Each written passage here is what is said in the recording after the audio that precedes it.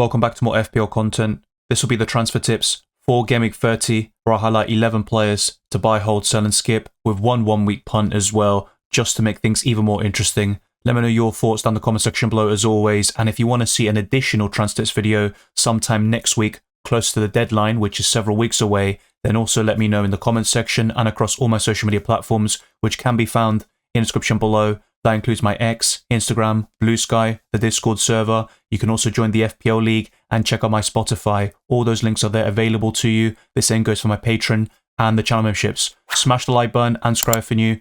If you enjoy my content, our aim is to get this to a 200 likes and to keep on pushing towards new goals like 33,000 subscribers. And there will be a lot of UCL fantasy and FPL content headed your way over the next month or two, and especially until the end of the season. There's still a lot to play for in both fantasy formats, and everything you need to know will be covered. The first purchase of today's video is Alexander Isak, who has blanked in the last two Premier League matches, and also if you count blank Game Week 29, that's 3 in a row, but he was busy scoring in a Carabao Cup final to help Newcastle win their first domestic trophy since 1955 and their first trophy overall since 1969, and he did something similar with Real Sociedad a couple of years ago, and he is one of the best strikers in world football right now. No forward in the Premier League averages more points per game than Alexander Isak, who has 19 goals, 5 assists and 169 FPL points, only behind Chris Wood and Erling Haaland. His XG is 15.3, a double game week is on the horizon in 32,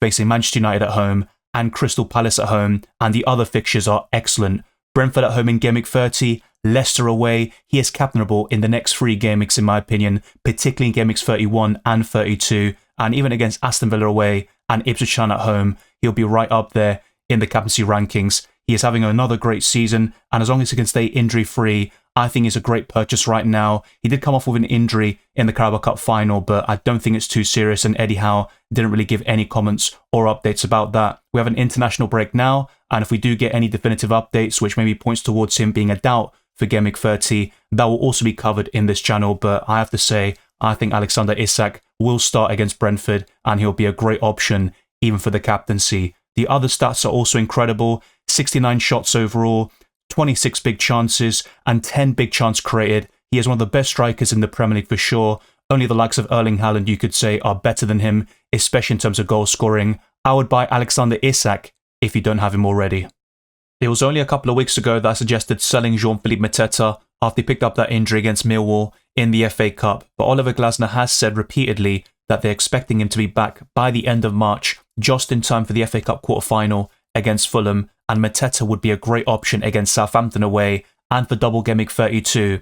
If I'm looking at Crystal Palace and Newcastle assets, the ones you really want to buy, Mateta is going to be right up there for me, either in first or second place amongst Crystal Palace assets, and then Isak is definitely the standout from Newcastle. But I think Mateta is going to be a slight doubt in terms of minutes against Southampton. I don't think he's incapable of starting that game, but maybe he starts in the FA Cup instead and then gets a rest, so to speak, against Southampton, with Nketiah getting the nod. That is something we need to monitor. But if Mateta is on the bench in the FA Cup, I would back him to start against Southampton away. That's the way I would kind of see things at the moment. But we are a couple of weeks away from the FA Cup quarterfinals and from the Game Week 30 deadline. He has 12 goals and 2 assists this season. And in terms of goals scored in 2025, he was matching Mohamed Salah and being amongst the very best in the division for this calendar year. But the injury obviously put a halt to things. Unfortunately, he is still amongst the very highest scorers though, and only Salah has more Premier League goals. He's also got 25 big chances, 123 FPL points, and his price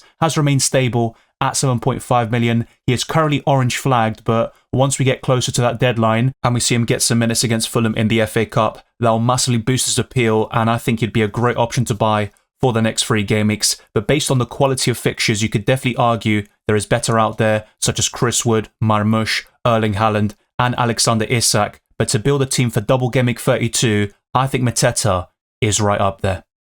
One of the standout defenders and Crystal Palace assets is undoubtedly Daniel Munoz. I think there is a major concern though with him travelling with the Colombian national team, facing the likes of Brazil. Will he start in the FA Cup and also against Southampton away? I think he can do it, because if we look at the dates, for example, that game against Paraguay at home in Barranquilla, that's going to be played essentially on Tuesday night local time. Then you've got the FA Cup match on Saturday, the 29th of March. So there's plenty of time to rest there and kind of get over the jet lag.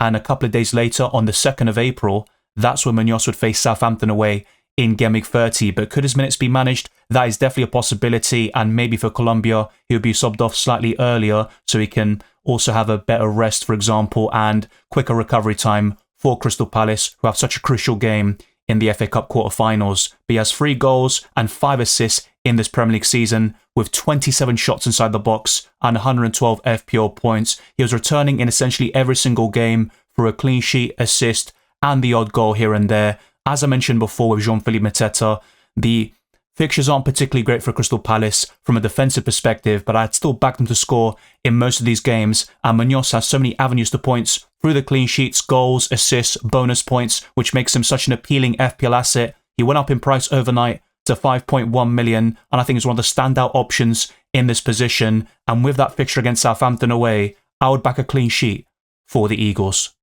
Bryan Mbeumo has been in the podium of the best midfielders across the entire Premier League season, competing with the likes of Saka when he was fit, Cole Palmer, and Mohamed Salah. He's only 2 points behind the Chelsea talisman, and that goes to show what a great FPL asset he has been this season. And for those with an offensive double-up of Wissa and Mbeumo, I'd still rather keep Mbeumo in most scenarios, but at the same time, you've got more alternatives in the midfield to go to, so I completely understand if you decide to keep Wissa for now and sell Mbeumo instead. But he is fixture-proof, and despite the next 5 game weeks looking terrible on paper, facing Newcastle away, Chelsea at home, Arsenal away, an informed Brighton at home, and Nottingham Forest away, I think he can return in most of these matches, and Brentford have been very impressive away from home, with 5 consecutive victories on their travels in the Premier League, and there is definitely a shift in the narrative of Brentford being strong at home at the GTEC Community Stadium, as opposed to how they fare away from home. But he's got 15 goals, 6 assists, 52 key passes, and 179 FPL points. His ownership is slowly dwindling. It's currently 41.5%,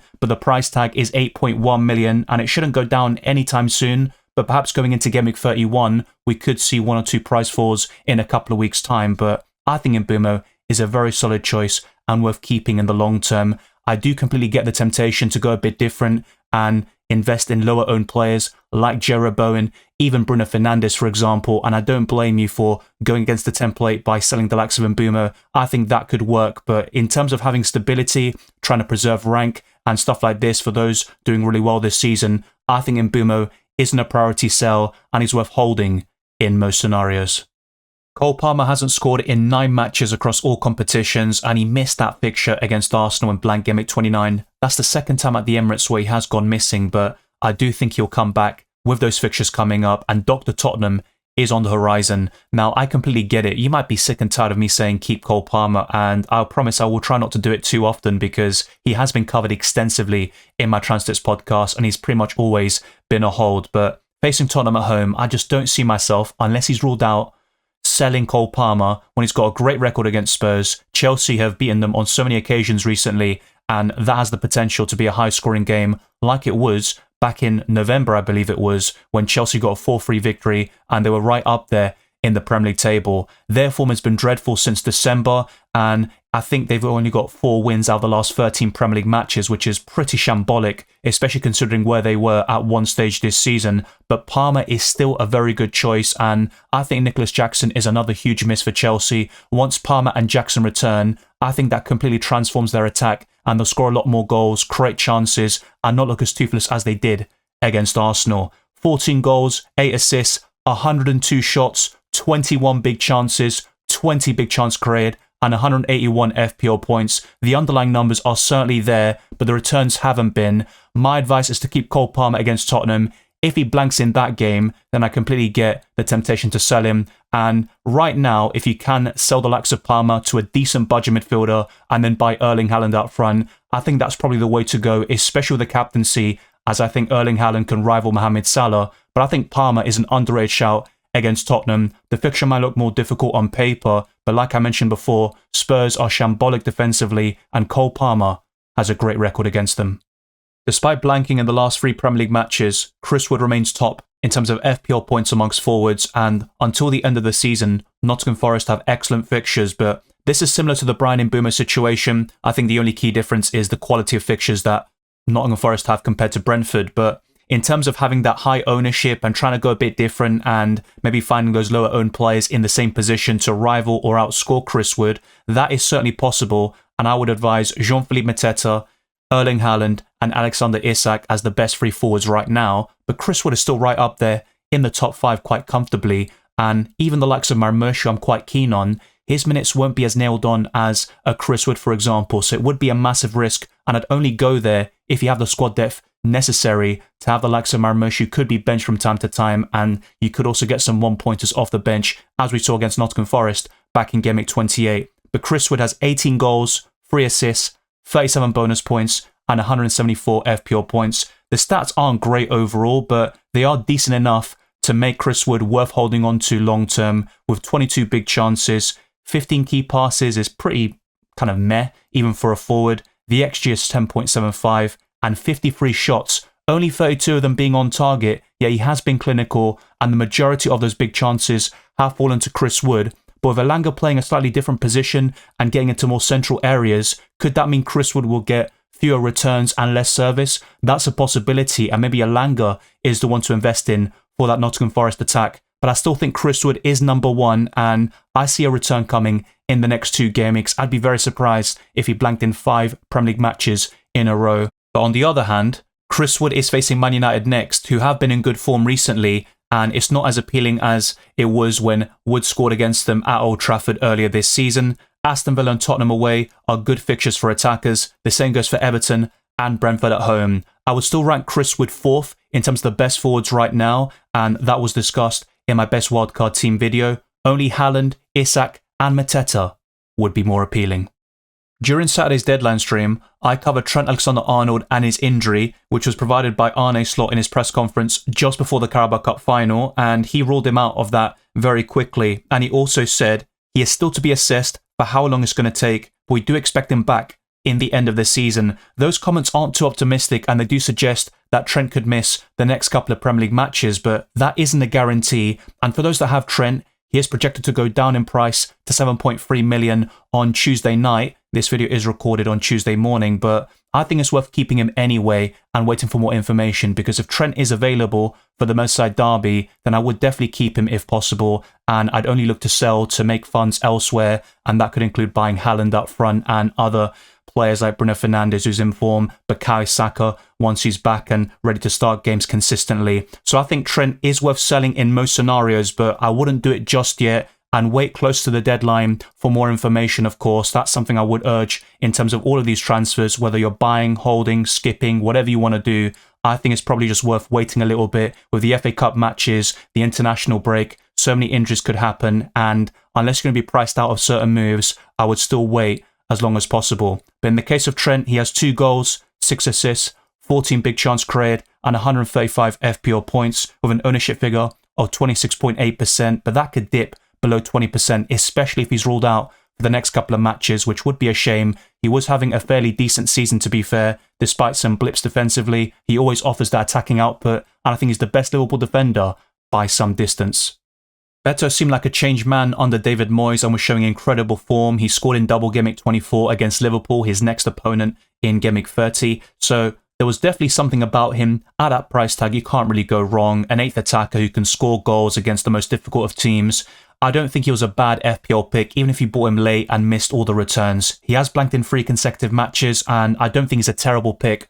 With Everton's fixtures, his lack of form, missing big chances against the likes of Wolves, for example, and West Ham, I think Beto is worth selling right now, and you can go to better forwards like Mateta, Isak. I still think Wood is better, Marmoush, Haaland, albeit that's going to be a massive shift in price. You're talking about almost 10 million more, and that would require a massive downgrade elsewhere. But those are the forwards I'd be prioritising right now, and even the likes of Raul Jimenez are better assets than Beto, in my opinion, with superior fixtures. Vissa, as bad as Brentford's fixtures look as well, they aren't as bad as Everton's, and with Beto's finishing, I just don't trust him right now. So I think he's worth selling. He has 6 goals this season, no assists, 13 big chances, and I think he's had 4 big chances in the last 3 matches, and he has really missed every single one of them, unfortunately. He's got 62 FPL points, low ownership at 7.7%, but it is dipping quite significantly, and the price tag is still quite appealing at 5.1 million. And to be fair, he's probably Everton's best attacker, but is that really saying much from an FPL perspective? I don't really think so.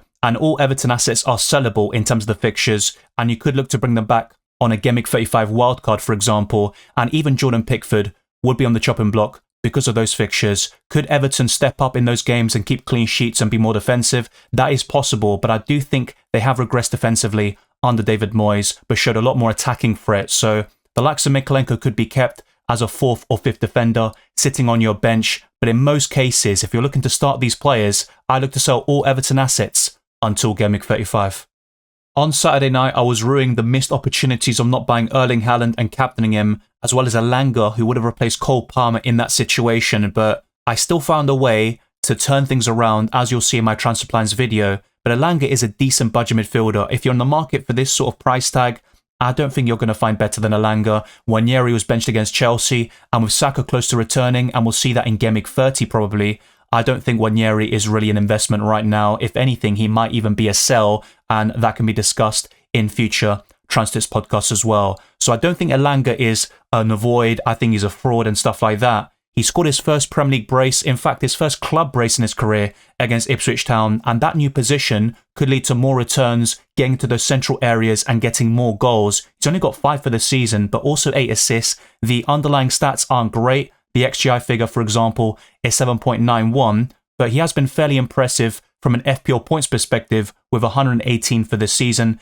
and for that price, I think that's just tremendous value, to be fair, and that could be your differential way of covering Nottingham Forest defensively instead of the template Chris Wood, for example. So I'm not against Elanga as an 8th attacker, but I would prioritise Newcastle and Crystal Palace midfielders for their double in Gameweek 32, not to mention the likes of Kluivert at 6.2 million and below. If you can afford him, I know he's template, I'd still rather go in that direction than Elanga, who could be fairly inconsistent from now until the end of the season, but just keep an eye out for that role, and if he does play there consistently and gets the bulk of the big chances, and Chris Wood becomes, let's say, a shadow figure in that team, creating the spaces for Elanga, then that could turn into a buy very soon. He is facing his former club, Man United, next, so there could be a bit of motivation there, and maybe he scores, and you'll be like, why did you say skip Elanga? That's really just from a perspective of going in a different direction and targeting the double in Gameweek 32 and finding better assets. Of course, Salah goes without saying, that's a different price tag and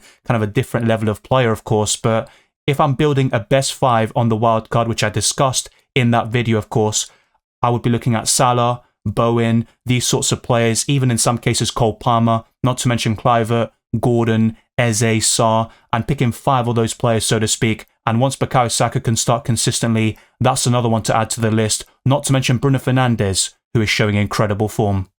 Many sources indicate that Bukayo Saka will be available in Gameweek 30, and John Cross reported that Saka will be on the bench in that particular fixture, which is something I've been discussing in my latest streams and podcasts, and maybe things will change and he's in such great shape that he's going to start the game and that will be a wild card for Arsenal, but I think the most likely scenario is he'll have a few minutes off the bench against Fulham, who are a decent side, so I'm not too sure if I want to invest in early on Saka, and then the focus is on Real Madrid in the Champions League. If Arsenal somehow went through to the semi-finals, that pattern will continue where they could rest players from time to time in the Premier League and put all their energy and focus on the Champions League. But that is a big if, and Real Madrid will be massive favourites in my opinion, and Saka will be a great FPL option regardless, and once he gets that match sharpness up and also builds up that fitness, he's going to start week in, week out for Arsenal as long as there's no risk of injury and hopefully he isn't being rushed back. So I would definitely encourage you to buy Saka very soon, but not in Gameweek 30 because I believe he'll be benched, and reports such as the one from John Cross indicate that that will be the case in Gameweek 30 against Fulham. But he has 5 goals, 11 assists, 20 big chance created. Cole Palmer has the same number despite playing many more games than Saka this season, and 107 FPL points. He was on course to breaking the Premier League record for assists before his injury, and from set pieces, I think Saka will make Gabriel, for example, a better FPL asset. Most of Gabriel's goals came from Saka crosses earlier this season, so that's going to be very helpful to Arsenal from open play, set pieces, and boosting their attack for sure. They still miss that striker. Marino's doing a good job for a makeshift forward, basically. He is a midfielder by trade, but I think Saka is by far the best Arsenal attacker in FPL. My recommendation for the Game Week 30 punt is Eze, who can still be useful for double Game Week 32, facing Man City and Newcastle away. He scored in the reverse fixture against Southampton, delivering 10 points, but he only has 2 Premier League goals this season, 6 assists, 83 shots, so the conversion rate has been pretty terrible. And in 22 Premier League starts, which is only 2 fewer than last season, he has almost 50 fewer points, but there's still a lot of football to play. I think Eze can have a strong end to this season, and he had something similar in the last campaign, but he has been slightly disappointing, I'm not going to lie. I had him for his goal against Chelsea back in Game Week 3, I think it was, and that was such a long time ago. I thought Eze would have a great season, but he might have missed Elise more than we expected, and he does link up well with Jean-Philippe Mateta. I think that will also boost his appeal, but facing Southampton away, I think Eze has a great chance of getting a goal, bonus points, and another double-digit haul. He desperately needs one, I think, because the season, like I said, hasn't been good enough. But in the Cups, he has stepped up more often than not. In the Carabao Cup and the FA Cup, he has put in some great performances, getting goals and assists there. Hopefully he can translate that into the Premier League. That wraps up the Game Week 30 transfer tips for FPL. There could be an updated version at some point next week, closer to that deadline, which is still several weeks away, and there's a lot of content on the horizon for UCL Fantasy and FPL. That includes my transfer plans, a team selection, an updated wildcard perhaps, and if you want to see a chip strategy guide, then like this video, get it to the 200 likes, and let me know down in the comment section below. Subscribe to the channel, hit the notification bell so you don't miss a single upload for both fantasy formats that I cover, and of course, Euros, World Cup, I have covered them in the past as well, so a lot of content has been provided, and even more is headed your way. Follow me on X, Instagram, and Blue Sky, Dylan RCM, and check all the links in the description below for my Patreon and the championships, for early access to my videos, amongst many other perks, the Discord server, FPL League, even FPL challenges there, Spotify, and much more can be found in the description. I'll see you very soon for more FPL and UCL fantasy videos, and for the next live stream in a couple of weeks' time. I hope to have you on board.